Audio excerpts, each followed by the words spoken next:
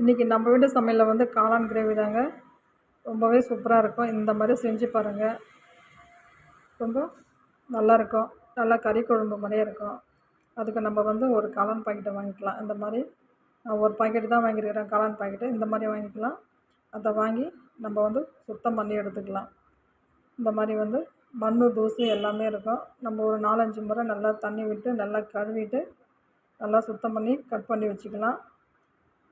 ஒரு ஜார் எடுத்து கொஞ்சம் சின்ன வெங்காயம் சேர்த்துக்கலாம், கொஞ்சம் இஞ்சி சேர்த்துக்கலாம், கொஞ்சம் பூண்டு சேர்த்துக்கலாம், தேங்காய் கொஞ்சம் சேர்த்துக்கலாம், கொஞ்சம் தக்காளி சேர்த்துக்கலாம், கொஞ்சம் கொத்தமல்லி சேர்த்து கொஞ்சம் ஜீரகம் சேர்த்துக்கலாம்.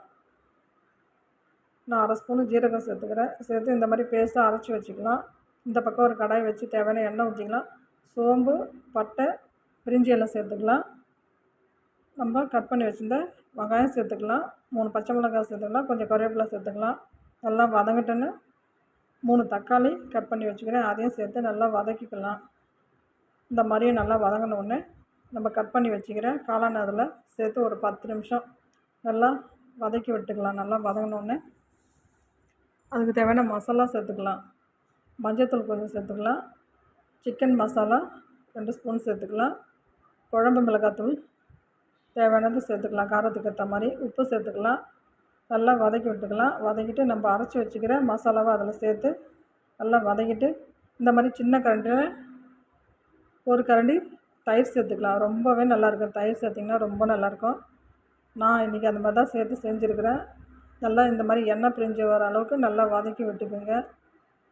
அதுக்கப்புறம் தேவையான தண்ணி ஊற்றி நல்லா கொதிக்க வச்சுக்கலாம். இந்த மாதிரி உங்களுக்கு எவ்வளோ தண்ணி தேவையோ அந்த மாதிரி சேர்த்து நல்லா கொதிக்க வச்சுக்கோங்க. கொதிக்க வச்சு இந்த மாதிரி திக்காக வந்தோடனே இறக்கிட்டோம்னா சூப்பராக நம்ம வந்து தயிர் சாதம், சப்பாத்தி, தோசை, இட்லி எல்லாத்துக்குமே நல்லா இருக்குங்க. இன்றைக்கி நம்ம வீட்டு சமையலில் இது தான் செஞ்சோம். நீங்களும் செஞ்சு பார்த்துட்டு சொல்லுங்கள் எப்படி இருக்குதுன்னு. ஆனால் ரொம்பவே டேஸ்ட்டாக இருக்குங்க. நம்ம வந்து தயிர் ஊற்றி செய்கிறோம் இல்லைங்களா, அதனால் வந்து ரொம்பவே டேஸ்ட்டாக இருக்கும். இன்றைக்கி நான் அப்படி தான் செஞ்சுருக்கிறேன், தயிர் ஊற்றி. நீங்களும் செஞ்சு பார்த்துட்டு சொல்லுங்கள் எப்படி இருக்குதுன்னு.